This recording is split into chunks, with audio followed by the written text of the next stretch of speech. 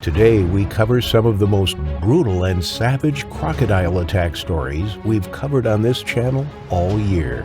From swimmers being devoured in the Australian rivers to kayakers being plucked from their boats, this video is sure to make you think twice about going anywhere near the water ever again.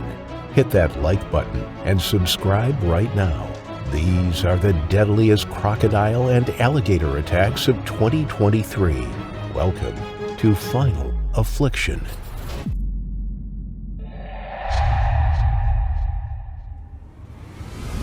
The crocodiles of Indonesia are a different kind of breed from the typical ones sun-basking in zoos. They are known for their unparalleled cunningness, a trait that has made them formidable predators and survivors for millions of years. On an annual basis, these ancient reptiles are responsible for the deaths of more than 200 souls in Indonesia alone. They are masterful survivors who use their cunningness to outwit their prey and competitors. They attack ferociously, leaving a trail of carnage in their wake.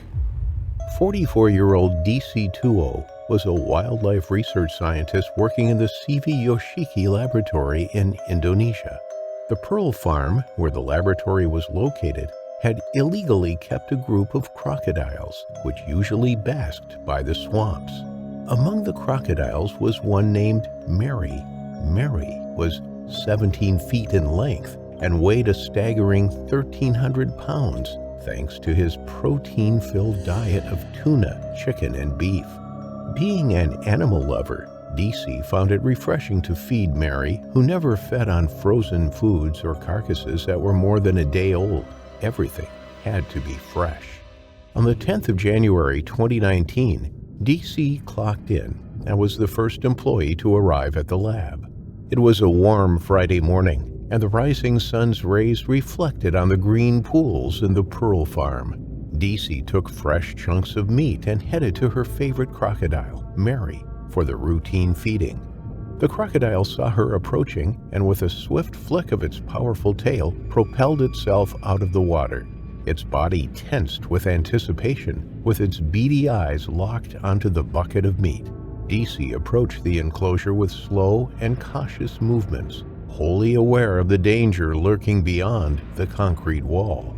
She stood by the enclosure and raised one lump above the 8-foot-tall wall. The crocodile stood on its hind legs and grabbed the meat mid-air faster than the eye could follow, before swallowing it whole. Its sleek, scaly form glistened in the morning sun as it gracefully landed back on the floor. Deasy could see the rippling muscles beneath its skin working in choreographed harmony to execute the impressive leap. Her jaw dropped in awe as she watched Mary's acrobatic display. She continued to feed the reptile, marveling at its sheer power and grace. It was as if it was dancing with her, a graceful but deadly partner in their gory routine. She felt a sense of respect and admiration for Mary. Here she was, witnessing an ancient reptile showcasing the raw power and beauty of nature, a true force to reckon with. As she raised the last piece of meat over the wall, the crocodile choreographically stood on its rear and leaped a little higher than the previous times, clamping its jaws around both the meat and Deasy's left hand. Deasy had been so engrossed in admiring the creature that she forgot to keep her hand high enough, far from the crocodile's reach. She shrieked in pain as Mary's finger-long teeth punctured her skin and sliced her flesh.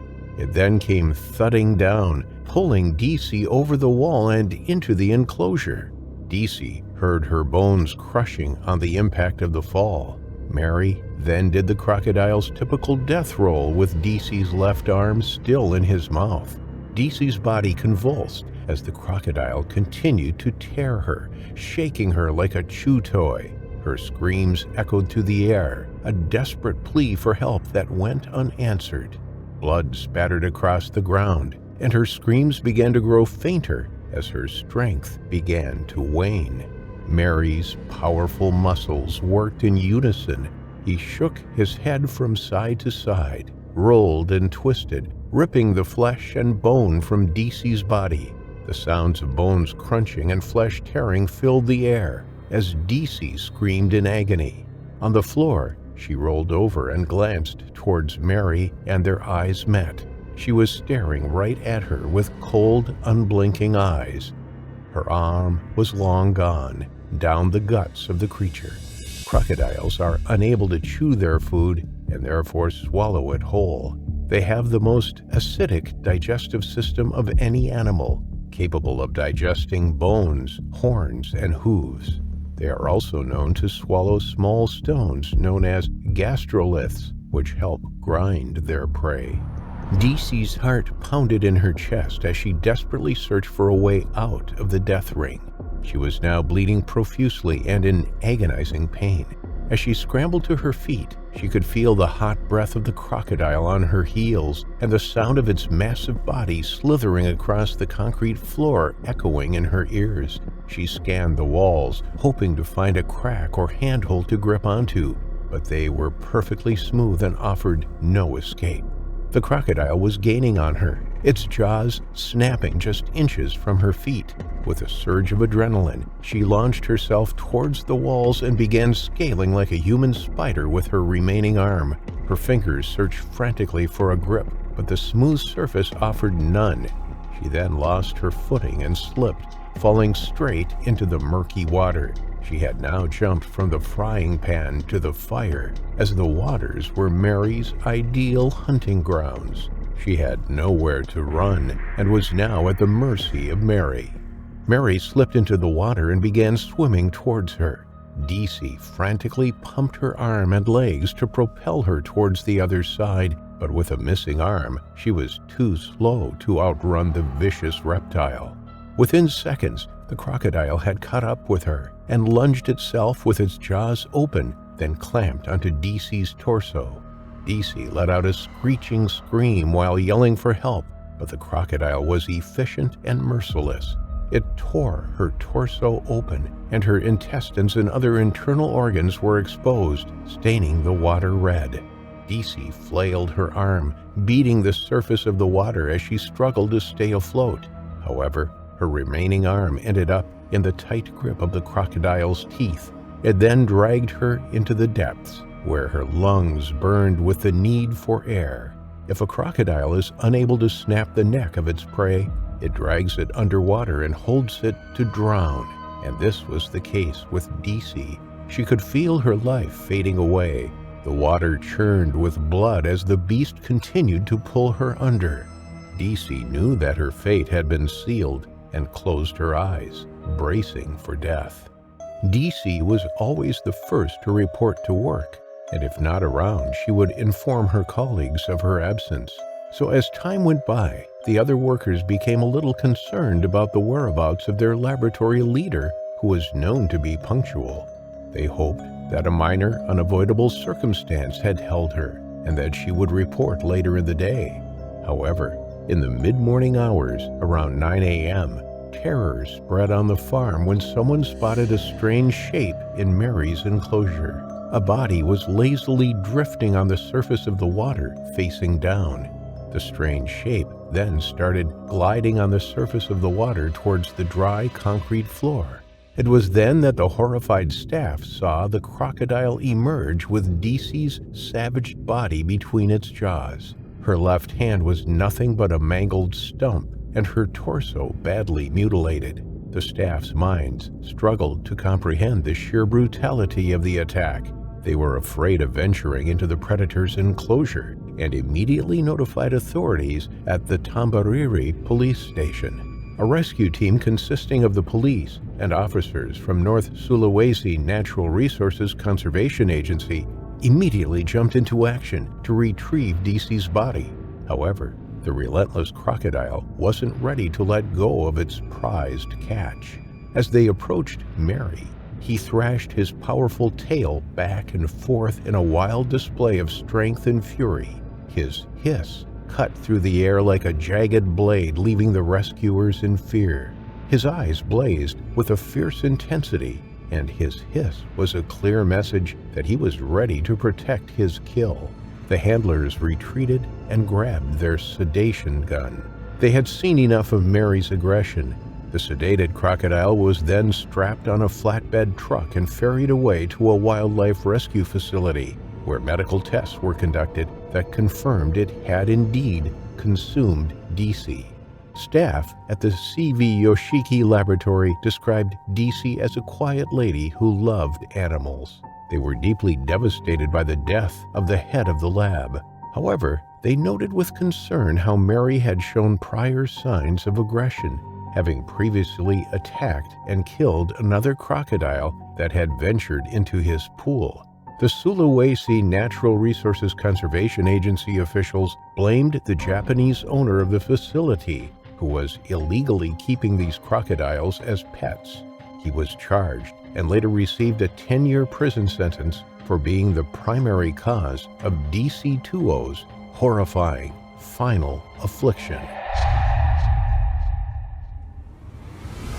It was Saturday the 21st of December 1985 in far north Queensland, Australia, and a small group of friends were preparing for a pre-Christmas Day celebration.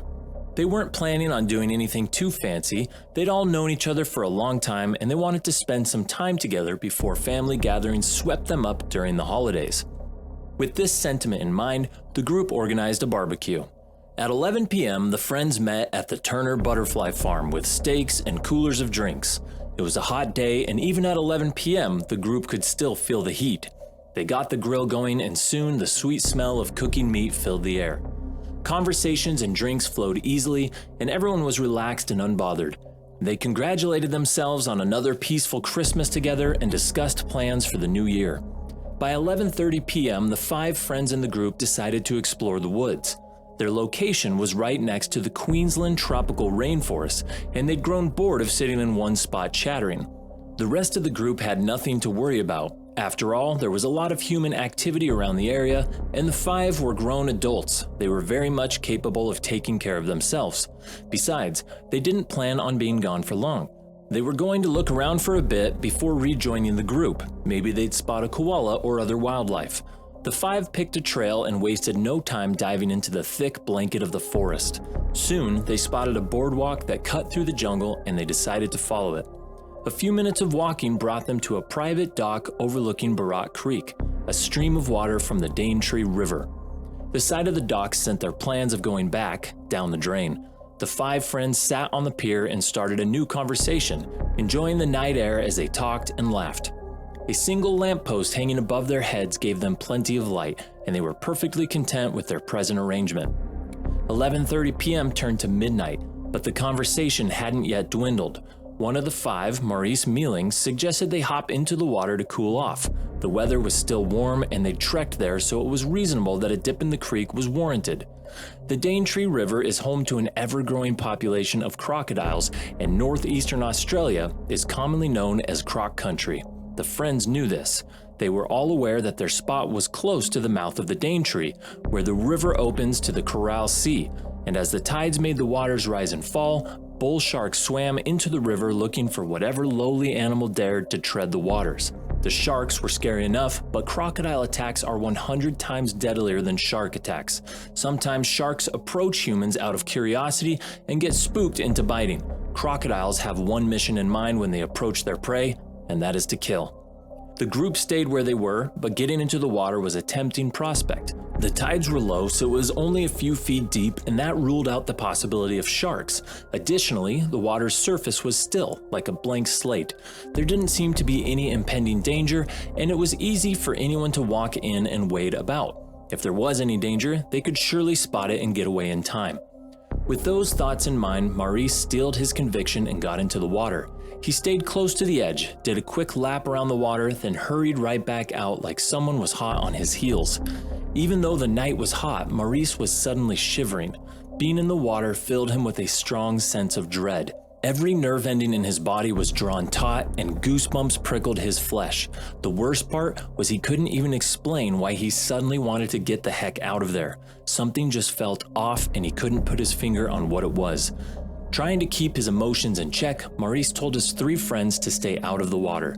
They were still chatting on the docks and they were better off staying put for the remainder of the evening. Unfortunately, seeing Maurice in the water filled the rest of them with the courage to sink their feet into the cool water. Considering how calm the water remained, the tide still low, and Maurice had just gone in and come out unscathed, they wanted to dip in the pleasant water as well.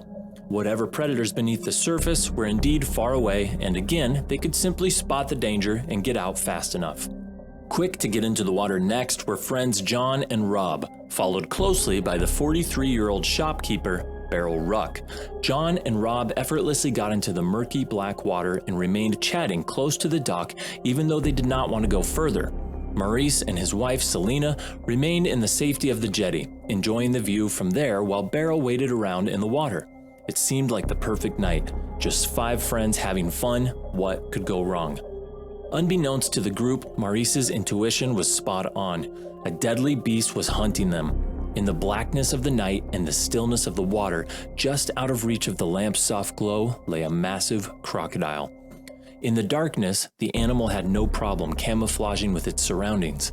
It remained hidden below the surface of the water, away from the weak scope of unsuspecting human eyes. Its movements were calculated so as not to shake the waters, and it had its sights set on the group, its dinner. Slowly, patiently, the predator moved closer to its prey. John and Beryl were being hunted, and they didn't even know it. Suddenly, the night went still.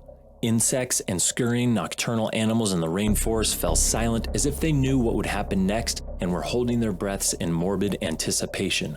A shiver ran down John's spine, and dread covered him like a cold blanket on an even colder day. It was the same feeling Maurice had just felt moments earlier. John wasn't exactly sure it was either. He knew he had to get out of the water immediately. He scrambled for the dock, reaching up to hang on the wooden podium, but before he could even lift himself, the water exploded all around him, and the force sent him flailing and falling into the water. Water shot up his nostrils, in his mouth, and into his eyes. In his confusion and panic, he couldn't see what was going on, but his friends on the dock could, and what they saw before them was a gruesome sight. Before them was a humongous crocodile, standing about 17 to 18 feet in length, and it had its teeth sunken into Beryl's flesh. Her face was a mask of pure terror. Her eyes were wide and her mouth was open as if she wanted to scream, but had suddenly forgotten how. The crocodile dragged her beneath the water's surface before she could even try to let that scream out. It was the 22nd of December, 1985, and Beryl Wruck was gone, never to be seen again. Beryl's friends were not only left mentally and emotionally scarred for life, but they were also left with the heavy burden of telling others what had happened to the poor woman and the guilt of their actions. If only they had remained on the farm with the others, or at least chatted until midnight before returning, maybe she would have still been alive. A few weeks later, a giant croc was killed nearby. The crocodile was dubbed Big Jim, and found in its stomach was the arm of a female human. In 1985, DNA science was not fully developed, so it was assumed that the arm belonged to the 43-year-old shopkeeper, Beryl Wruck. Crocodile attacks are more frequent than shark attacks because foolish humans constantly ignore all warnings and wander into croc territory. Beryl's tragic story serves as an important lesson. Never swim in strange waters, especially not at night. And never mess with nature, because nature won't hesitate to bite back, leading to your unfortunate final affliction. From the name itself, salties, as Australians would call them, are distinct from other species because they tend to occupy salt water.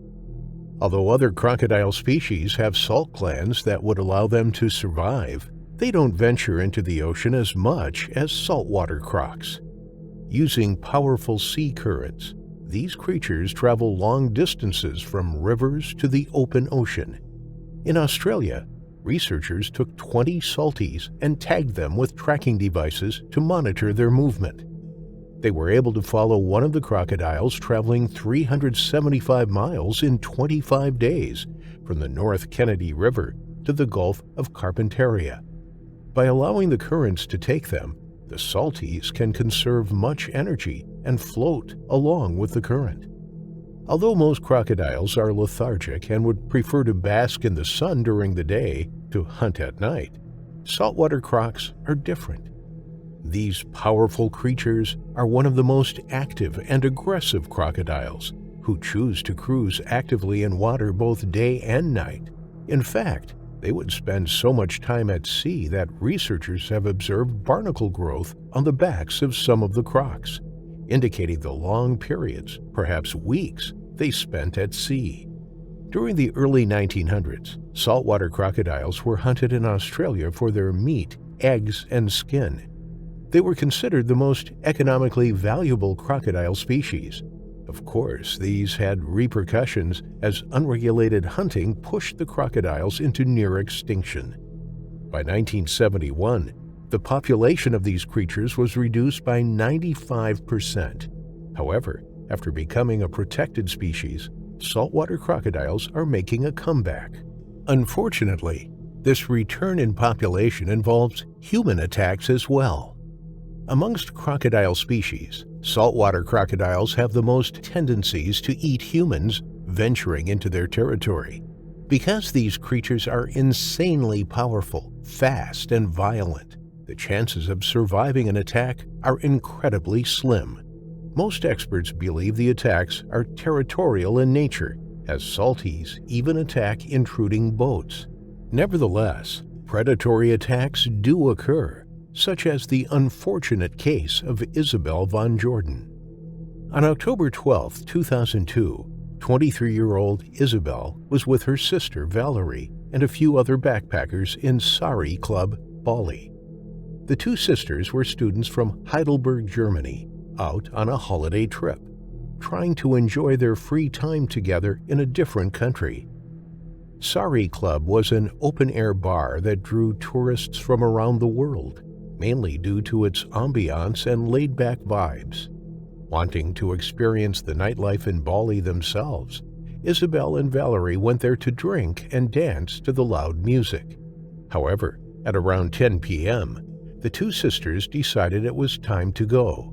They hurriedly finished their drinks and went out of the bar, leaving the crowded place in search of a quieter atmosphere. An hour later, disaster struck at the bar. A car strapped with a bomb had been parked near the club as a form of terrorist attack, killing 202 people and injuring 209. Hearing about the news, the two sisters immediately flew from Bali to Darwin, the capital city of the Northern Territory in Australia. Upon landing, they rushed to the Royal Darwin Hospital to visit their wounded friends who had been evacuated from Sari Club. Barely escaping the blast and seeing the injuries the incident had done to their friends, the two acknowledged how lucky they were. In wanting to forget the terror of such a horrific incident, Isabel and Valerie decided to relax in Coetzee National Park. Coetzee National Park is one of the largest national parks in Australia and is widely recognized in the world as having one of the most diverse wildlife. The expansive mangrove-lined coasts, boundless floodplains, and wetlands of Coetzee National Park make it an ideal location to re-establish a connection with nature. Besides wanting to forget the bombing, Isabel and Valerie thought traveling in the Australian outback was a safer way to spend the remainder of their vacation. Unfortunately, Isabel's luck would run out, and going to the park would be a grave mistake. Wanting to experience the stunning beauty of the Australian wilderness, Isabel and Valerie embarked on a 4-day tour with 9 other tourists. They were led by Glenn Robles, a 46-year-old guide working for the Gondwana Adventure Tours. Everything went great, and the pair enjoyed their trip thus far. However, the unraveling of the two sisters' lives began when October 22nd arrived, just 10 days after they barely escaped the bombing in Bali. It was a quiet evening filled with laughter as Isabel and Valerie hung out with the rest of the tourists. At around 10:30 p.m., one of the tourists suggested they freshen up and go for a night swim.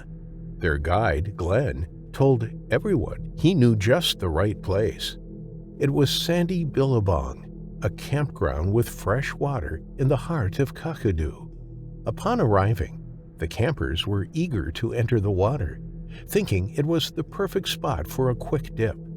However, Some of the tourists were concerned about the signs, several of which warned incoming visitors about the crocodiles in the area.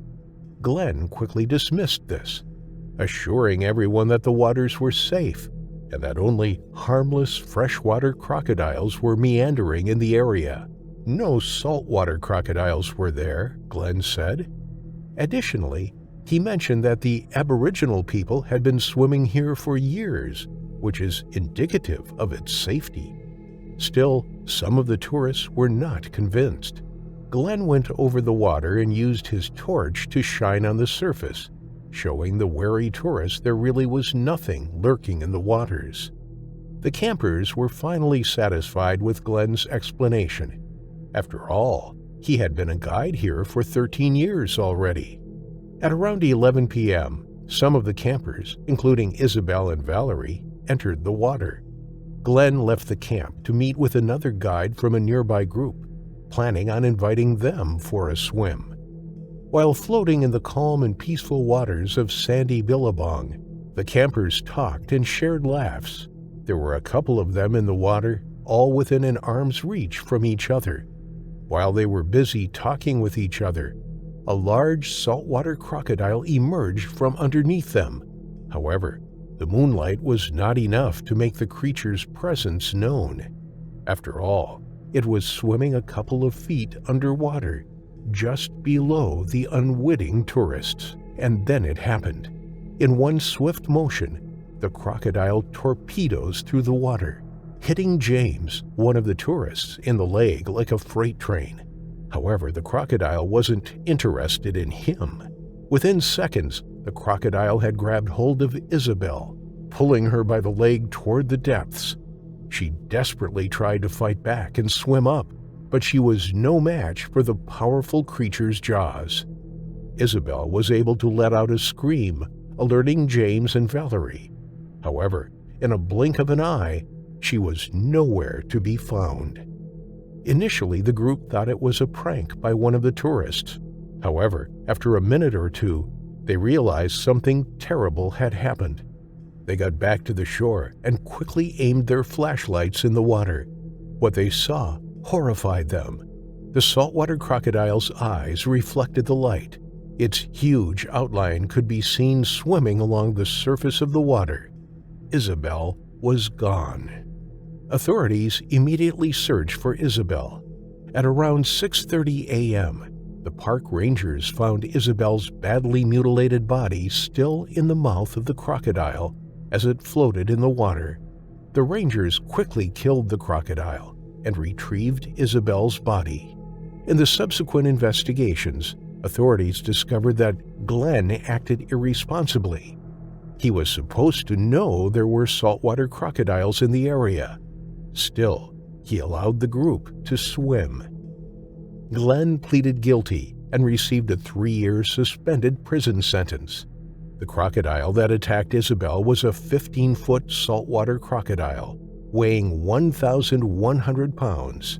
There was no way Isabel could have survived the attack. There is a lot to be learned from this case. 1, you should always follow the signs in a park. It's there for a reason. Secondly, you should be extremely wary when you enter the territory of wild animals. Make sure to give them lots of space and respect their presence, because if you don't, you might just meet your terrifying and untimely final affliction. Hendri Coetzee always knew death was coming for him. He often spoke of it, knowing his adventurous lifestyle was pushing him to his premature end.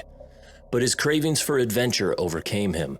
In his memoirs, he wrote of feeling a deep depression as soon as each expedition was over.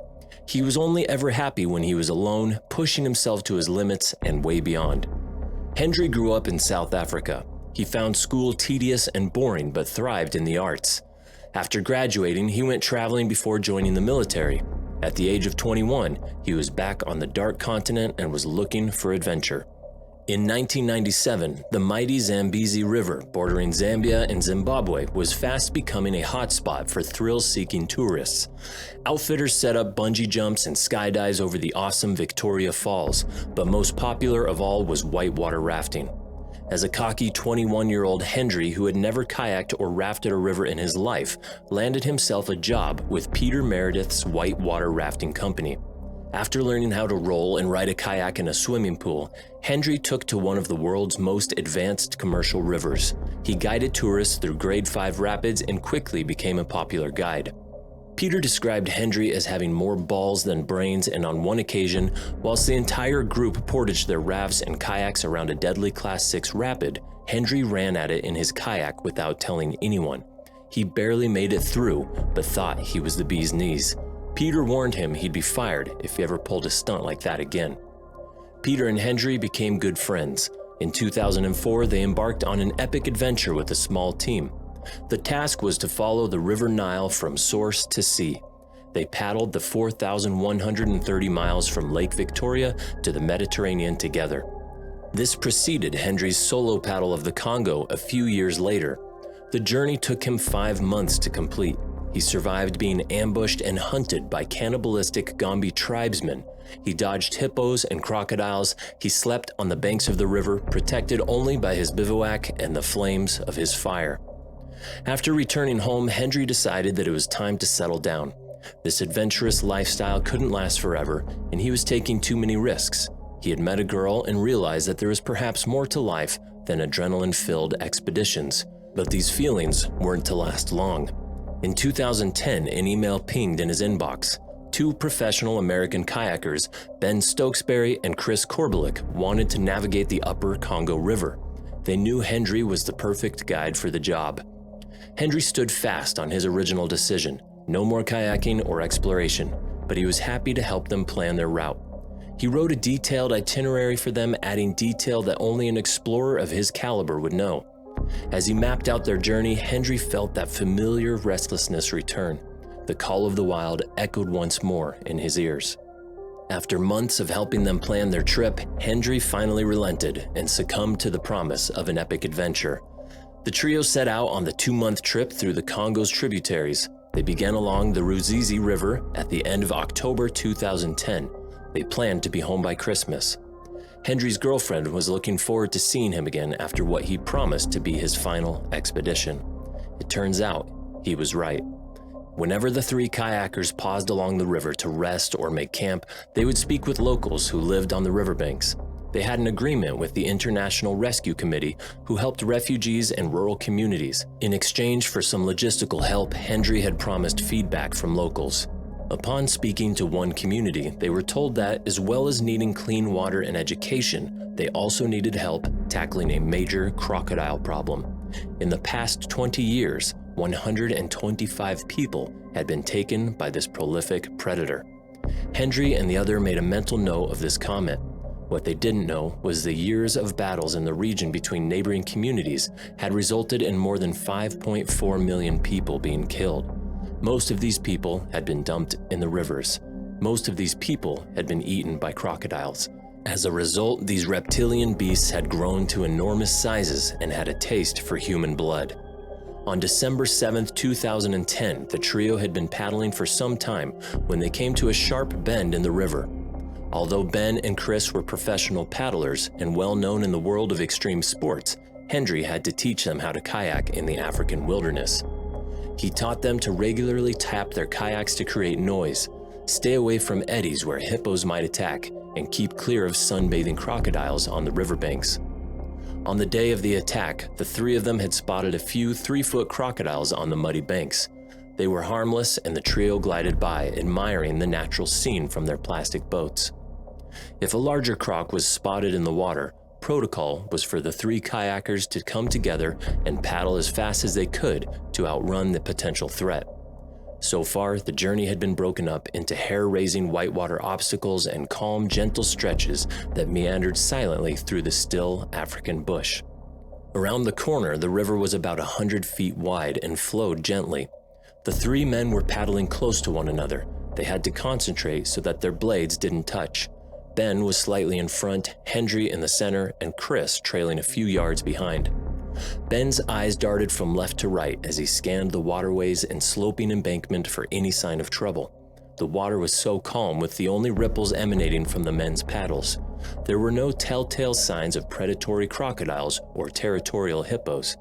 Usually they would spot the knobby protrusions of a crocodile's log-like head and two gleaming eyes just above the water's surface, but today was different. Unbeknownst to them, something was stirring underwater. Something was stalking them from the murky depths. Nothing could have alerted them to this stealthy predator, not a ripple nor a bubble, until it was too late. Ben looked back over his shoulder to check the others were keeping form. As he did so, he saw an enormous crocodile silently emerge from the water just to Hendri's left-hand side. Hendri gasped at its sudden appearance and cried, "Oh my God!" It wasn't a cry of fear, terror, or desperation. It was more a matter-of-fact exclamation. To suddenly see the biggest crocodile lift its head out of the water had taken Hendri completely by surprise. Those were the only words he managed to shout. In an instant, the crocodile had grabbed Hendri's left shoulder in its jaws. It pulled him underwater quickly like lightning. The immense pressure from a bite force of over 4,000 psi seized Hendri, crushing his chest and neck. Hendri was fastened snugly into the cockpit of his kayak. Ben and Chris watched in abject terror as the upturned kayak shook and tumbled above the water for a few agonizing seconds. Then the kayak was pulled downwards and out of sight. Moments later, the red plastic boat bobbed back up to the surface and righted itself. The cockpit was empty. Hendri was nowhere to be seen. Hendri was likely to have been taken to the bottom of the river where the crocodile began its feast, knocking the air from his lungs, disorientating him with sharp twists and rolls in an attempt to drown its prey. Mercifully, Hendri likely passed out from the immense compression on his body before being taken down under. Judging by the size of its head, the crocodile was estimated to be about 15 feet long, weighing in excess of 2,000 pounds.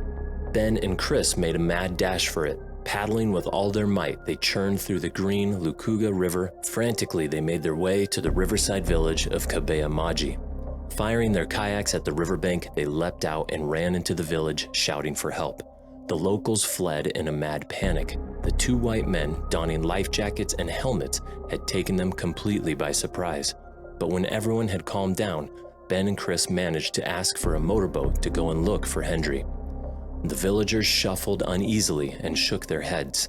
They told them that they no longer set foot on the river, because in the last 5 years alone, 7 of them had been taken by the crocodiles, simply plucked from the decks of their boats. Ben and Chris dashed onto a nearby bridge, desperately looking upstream for their fallen friend. The entire village, some 200 people, followed them. Then they saw something. From around the corner, something floated into view.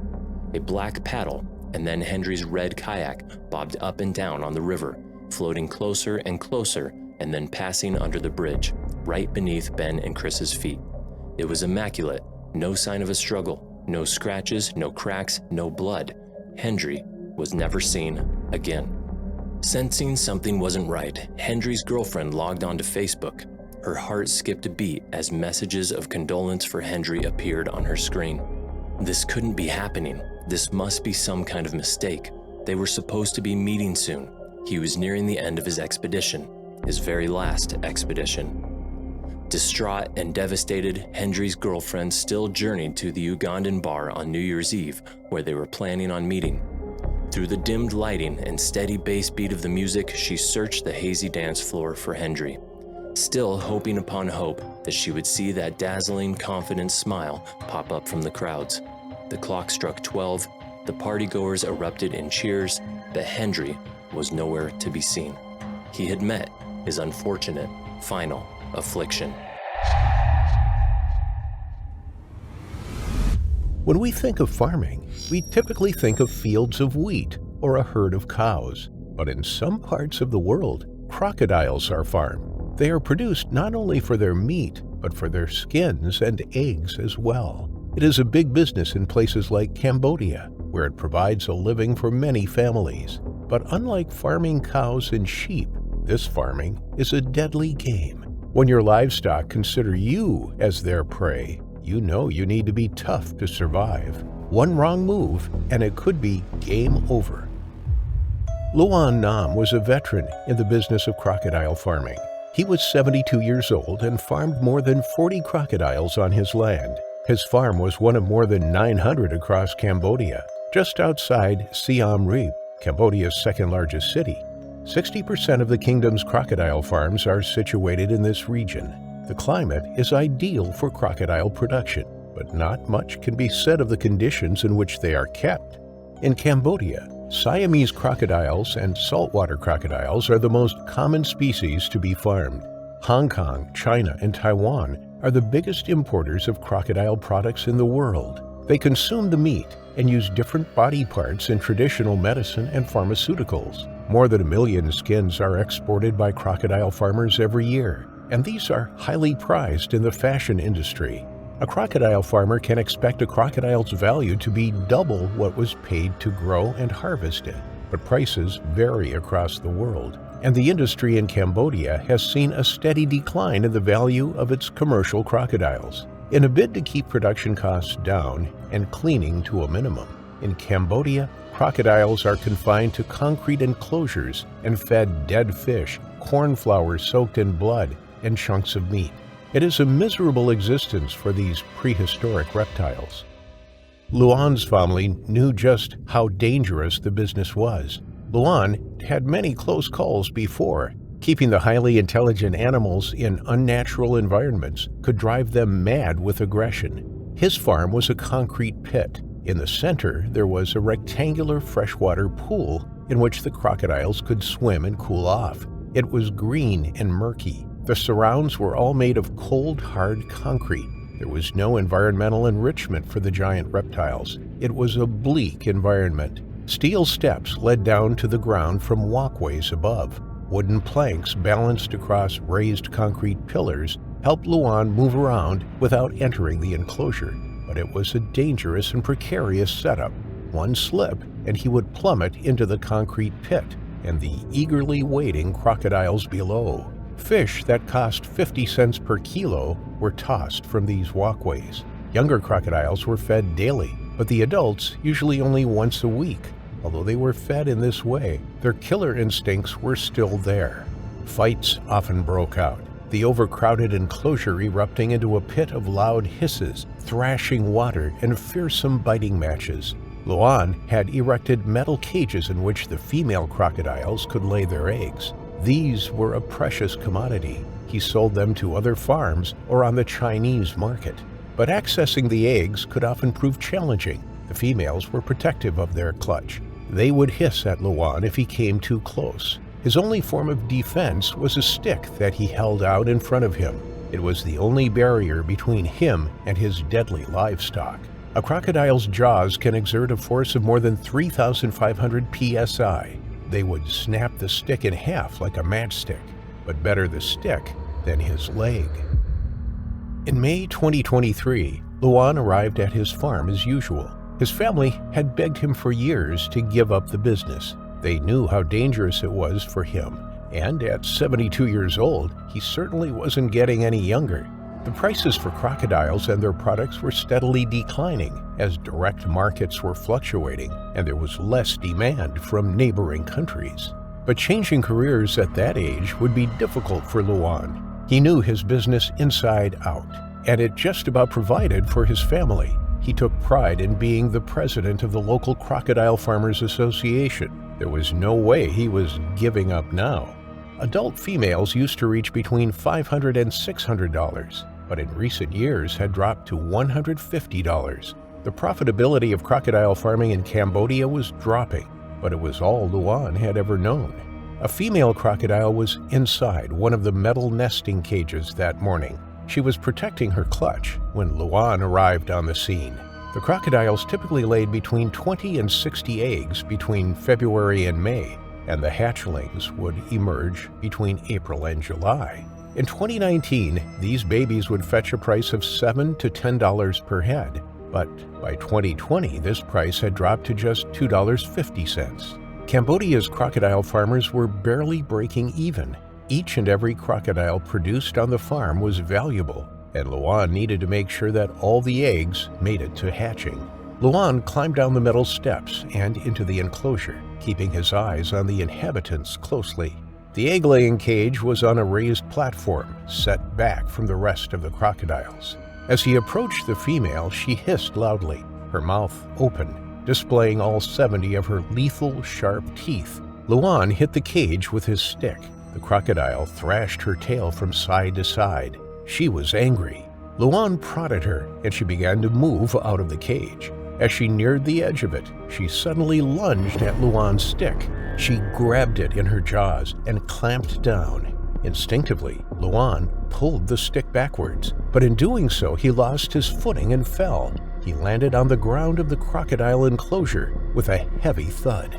The enormous reptiles wheeled around. All 40 of them had their eyes locked onto the small farmer. They spotted him lying helplessly on the ground, and before he had a chance to get to his feet, they ran over to him.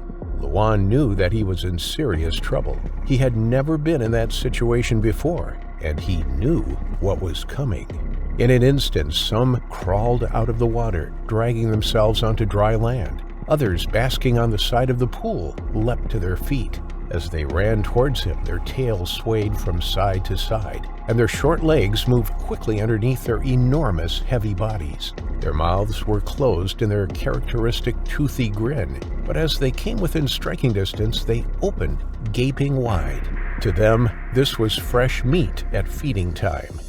Before he could react, one quickly lunged forward and grabbed Luam's leg. It shook its head, shaking the man violently from side to side. He cried out and tried to reach down and release himself from the vice-like grip. But as he did so, another launched an attack, this time biting down on his arm. It violently ripped his arm from his body and swallowed it, whole, in front of him. Blood poured onto the concrete. Luam was desperate. Nobody was around to hear his cries. Nobody knew the danger he was in. Luam continued to fight back. He was losing blood. He could feel the raw power from the crocodiles as they lunged at him and bit down. Another crocodile joined the feeding frenzy and pulled Luam so hard that he felt his hip give way. He was dragged across the concrete, scraping his back as he was pulled towards the stagnant green water. Then, with an almighty splash, he was dragged in. The 40 crocodiles slid into the pool after him, each lunging at the body, pulling and tugging. One performed a death roll. Luam, now barely conscious, held his breath as he was washing machined over and over under the water. He could feel the pressure building in his leg. He could feel the intense searing pain as more and more crocodiles attacked him, taking bites out of him. But he couldn't fight any longer. He couldn't hold them off. It was a losing battle. In less than a few minutes, Luam had lost his fight. His body lay limp in the water. Swirls beneath the surface and splashes around his limbs continued. The green water turned red as the crocodiles feasted, tugging at the corpse. Another crocodile pulled the man's body out onto dry land, and that is where Luam was found when workers arrived at the farm. He was surrounded by a pool of his own blood. His arm was missing, and bite marks covered his body from head to toe. Emergency services were called, but there was nothing they could do for the farmer. He had succumbed to his injuries within minutes of the feeding frenzy. His lifeless body was surrounded by the hungry reptiles, and every time officials tried to get close to him to retrieve his body, the crocodiles hissed and snapped. One crocodile lay just meters away, a prized possession in its jaw. It was Luam's black sandal held tightly between its teeth, a trophy of sorts, and a chilling reminder of the terror that must have unfolded earlier that day. When you see the basic setup of some of the world's crocodile farms, it is surprising that there aren't more incidents like this. However, just 4 years earlier, a 2-year-old girl wandered into her family's crocodile farm and was eaten alive in the very same village as Luam Nam's farm. Most of the rural farms have a distinct lack of safety measures in place, and very few barriers to stop this kind of thing from happening. It took time and courage before Luam could be pulled from the enclosure by officials. Securing his body meant that now his family were now able to bury him and mourn their loss. They had begged him to sell the farm years ago, and now his business had cost him his life. After his death, Luan's family sold the farm and all the crocodiles in it, something Luan should have done years before, but tragically never did. The very thing that provided him a living all these years had ended up being the cause of his terrifying final affliction. 25-year-old Lauren Failla was living her best life. Originally from New Jersey, USA, she had just finished studying for a master's degree at Sotheby's Institute of Art in London. She was an incredibly talented artist and soprano singer, a kind, warm-hearted individual who had also fallen in love with 24-year-old Hito Chadha. His father was born in India, and Hito was eager to show his girlfriend Lauren the country.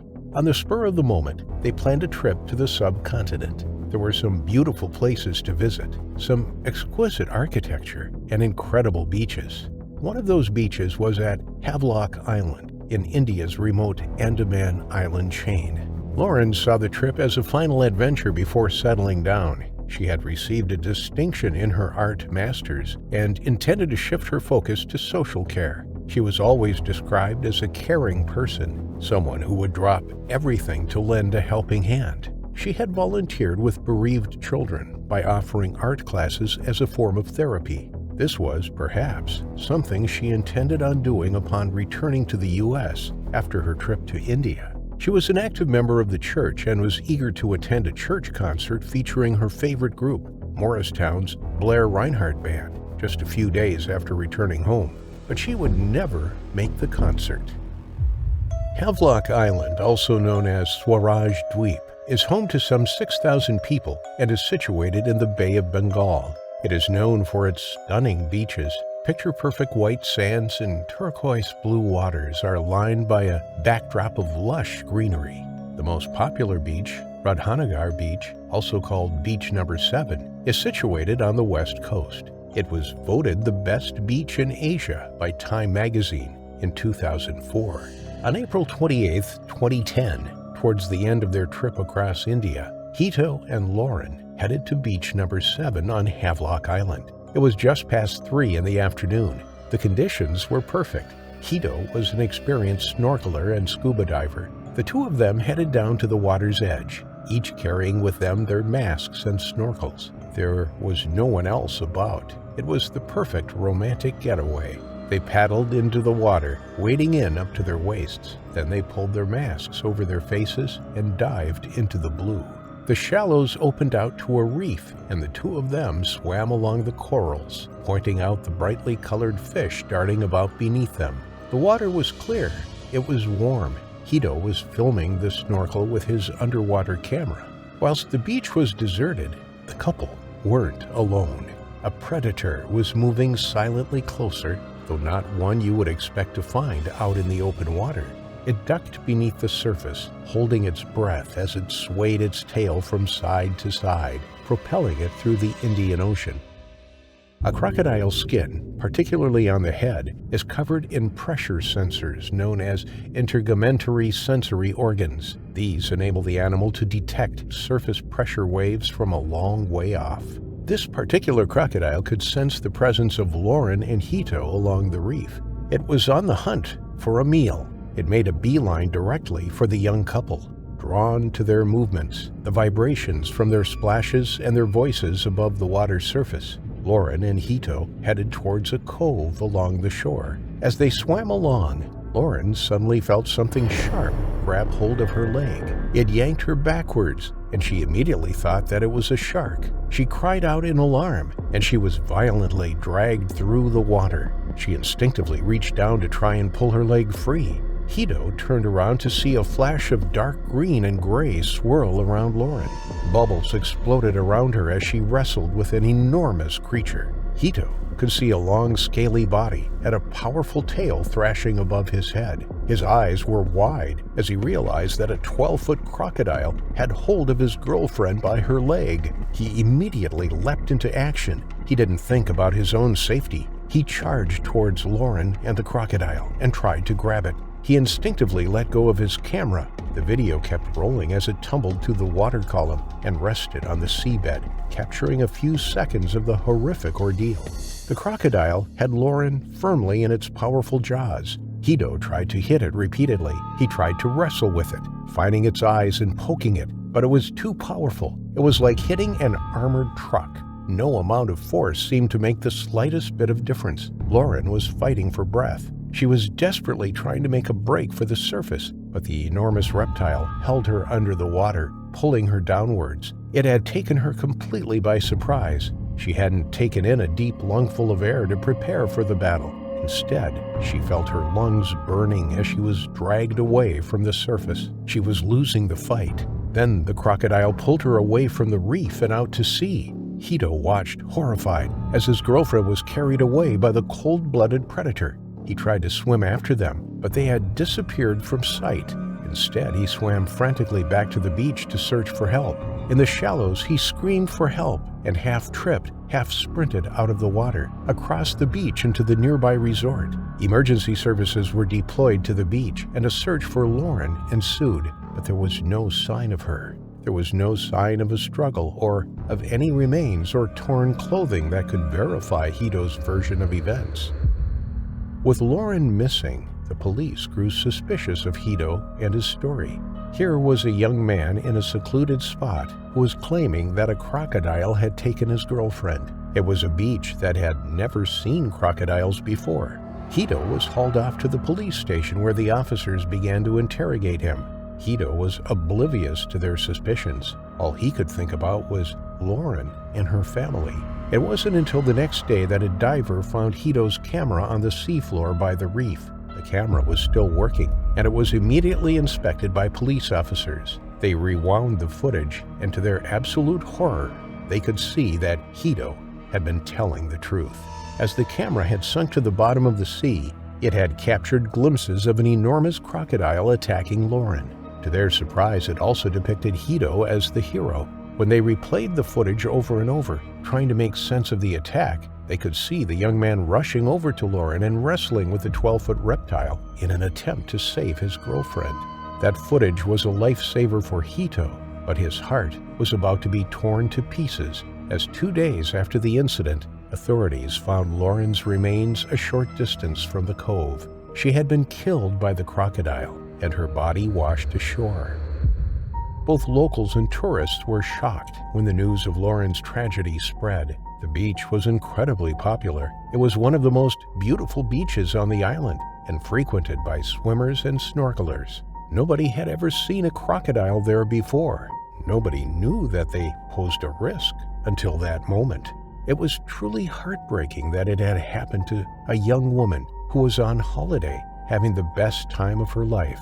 The nearest crocodile sanctuary was Lohabarak Crocodile Sanctuary, located about 45 sea miles from where Lauren was attacked. There had never been any reports of escaped crocodiles, but in the search for Lauren, authorities came across 4 in the area. The local government were playing with people's lives. There was no signage to indicate that there could potentially be crocodiles in the water near beach number 7. This was something that Lauren's family was furious about. There was no way she would have entered the water if there was even the remotest chance of a crocodile being nearby. Lauren's death hit the family hard, like it would with anyone who lost somebody so young. But for them, it was almost too much to bear. Only 4 years before, in 2006, Lauren's parents, Frank and Kay, lost their eldest daughter, Emily, in a tragic rock climbing accident. She had been 24, 1 year younger than Lauren. Now both girls were gone, and both from tragic accidents, simply from being in the wrong place at the wrong time. Although it was no comfort to Lauren's family, her attack had been incredibly rare. In fact, it was thought that it was the first open water attack by a crocodile in the Andaman Islands in history. In the past quarter century, there had only been 24 crocodile attacks, with 4 of them being fatal. These were typically in the mangrove areas or inland swamps of the island, habitats which were typical for crocodiles. Just 2 days before the incident, Lauren had emailed one of her longtime childhood friends. It was clear from her message that she was having the time of her life. But, as was so typical of Lauren, she was also thinking about others and one of her best friends who was expecting her first baby. The message read, "Having an awesome and epic and hectic time in India. I miss you loads and wanted to wish you a happy, healthy anniversary. You rock my socks off." Tragically, by the time she had read Lauren's message, she had already met her horrifying final affliction. Michael Jackson was a crocodile. He lived in the Adelaide River in Australia and was named because of his distinctive coloration. His body was dark green and brown, but his head was white. He was half albino. He was known to locals in the area and was easy to spot from a boat or the riverbank. Michael Jackson, white head, black body. And he's sleeping. See if we can get close to him, eh? You off, Michael? That's Michael Jackson, white head, black body. Now I'm getting the hell out of here because I don't know where he's going to come up. He had done well to survive to adulthood. Many hatchlings with such markings don't survive long. They are easily predated as they lack the camouflage their darker-skinned contemporaries possess. But this crocodile had made it to adulthood, measuring 4.5 meters, more than 14 feet long, and weighing about 400 kilograms or 880 pounds. He was top of the food chain. He had worked his way up to reach the top. His battle-scarred body had been through a lot. He had a sizable chunk out of his side. Cuts and grazes adorned his armored skin. This was his territory. This was in his domain. He lived along the same stretch of river for several years. Michael Jackson. He's about 5.8 metres. Saltwater crocodiles are opportunistic feeders and can grow up to 6 meters, almost 20 feet long, and live to be more than 70 years old. Their powerful jaws are capable of clamping shut at lightning speed and exerting enormous pressure. Researchers found that of all 23 living crocodilian species, saltwater crocodiles had the greatest bite force, measuring a massive 3,700 psi. In comparisons, humans bite down at 150 to 200 psi, and hyenas, lions, and tigers generate around 1,000 psi. On Monday, the 18th of August, 2014, a fisherman and his wife visited the river. There are several stretches along the river which are popular fishing spots, popular with humans and crocodiles alike. The man chose one of them alongside an old ferry track which led down into the water. Fishermen often fish from its banks for the highly sought-after sport fish, barramundi. Known for its hard-fighting nature and delicious white flesh, these fish draw people to the water's edge with the hope of catching one. On this particular day, the fisherman, who has never been named, cast his rod into the water. Again and again he cast the lure into the river, reeling it in slowly in the hope of catching something. His wife remained further up the bank, enjoying the fresh air and the great outdoors. After fishing for a short time, the man was slowly reeling the line back in when he felt his lure snag. The line went taut, and he tugged on the rod. Nothing happened. He re-angled his rod and pulled again. The lure was stuck. Likely it was caught on some weed or underwater branches. He could see where the line entered the water a few feet out. It wasn't far. He was reluctant to break the line and start again, so instead he put the rod down and stepped into the water. He held the fishing line in his hand, carefully following it down towards the water's surface. Unbeknown to him, he was being watched. He had been watched since he had set up his rod an hour or so before. Something lurked in the murky water. It was waiting for the opportune moment. There were no telltale signs, no bubbles escaping from beneath, or ripples emanating from any movement. The river was peaceful as it flowed gently past the banks where the 57-year-old fisherman was standing. But the river was known by locals as being dangerous. Croc-watching tours took advantage of the numerous crocodiles that lived in the river.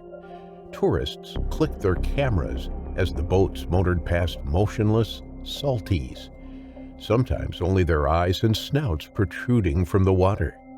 But the real entertainment happens when tourists board jumping croc cruises. To see the impressive sight of an enormous crocodile launching itself out of the water just inches away must be an incredible sight. To capture these moments, tour operators dangle chunks of meat overboard on metal poles. The crocodiles follow the boats and leap out of the water, much to the delight of the paying customers. But this is only enticing crocodiles. It's teaching them that humans mean food, and that by following boats reaps rewards. It's no surprise that attacks have occurred in the past. People have been pulled into the water from their boats. Perhaps the most famous case was that of Ginger Meadows. She was a 23-year-old British tourist who was on a sightseeing tour of the Adelaide River with a group of other tourists in 1987 when the attack occurred. She was sitting near the front of the boat when a large crocodile suddenly lunged out of the water and grabbed her by the arm. The force of the attack caused her to fall into the water, and she was then dragged away by the crocodile. Despite the efforts of the tour guide and other passengers to rescue her, Meadows was unable to break free from the crocodile's grasp and was eventually dragged under the water and killed. The attack was witnessed by several other tourists, and it sparked widespread concern about the safety of visitors to the Adelaide River, where saltwater crocodiles are present. But this doesn't stop people from enjoying the outdoors and spending time on or near the river. As the fisherman waded into the water to retrieve his fishing line, he was suddenly seized by the albino crocodile. The speed and power of the animal were immense. He was caught completely off guard. He didn't have time to react. In one bite, the crocodile had firmly clamped its jaws around him. There was no escape. All he could do was let out a yell before being dragged underwater. Then he was gone. His wife hadn't seen the attack. She hadn't been watching him at the time, but she heard his cry. She turned just in time to see a tail thrashing in the water before it submerged. The commotion had lasted less than a few seconds, and then all was still. All that was left were ripples from where the man had been dragged underwater. His fishing rod was still left on the bank, still with the fishing line snagged underwater. It was a shocking incident. From enjoying such a peaceful and mundane activity one moment to vanishing the next. In a panic, his wife phoned Tony Blooms, who runs Adelaide River Queen's jumping crocodile cruises. He was nearby and rushed to search for her husband, but couldn't find any trace of him and called the emergency services to treat the woman who had gone into shock before driving her back home to Darwin. Police and wildlife officers joined in the search at 8:30 p.m. Gunshots were heard half an hour later, and they found the man's remains at 9:30 p.m. It was clear he had been taken by a croc, and, judging by the territory he was in, they knew just the croc responsible. They hunted down Michael Jackson, the semi-albino crocodile, and shot and killed him. We shot and killed that crocodile, and we recovered the remains of a male person. It was a tragedy for the man and his family to die doing what he loved in an otherwise peaceful setting. It was a truly terrible thing for his wife to have witnessed, and it was also a tragedy for the crocodile. He had been persecuted for doing what came naturally to him. He had ruled the river for years. His unique coloring made him a one-in-a-million specimen, an icon of the river. The attack was the third fatal attack in the Australian Capital Territory that year. It could also have been the fourth, as a missing man, last seen near a river, has never been found. The incident sparked discussions about culling crocodiles, introducing hunting safaris, and renewing safety campaigns. Of course, the jumping croc tour operators claimed that their activities had nothing to do with the fatalities. They said that enticing the crocodiles close to people and feeding them meat wasn't to blame. These are prehistoric and opportunistic hunters. They have been around for millions of years, and they are highly skilled and highly able to take down large prey, including humans. And where our paths cross with theirs, it will almost always result in someone meeting their final affliction.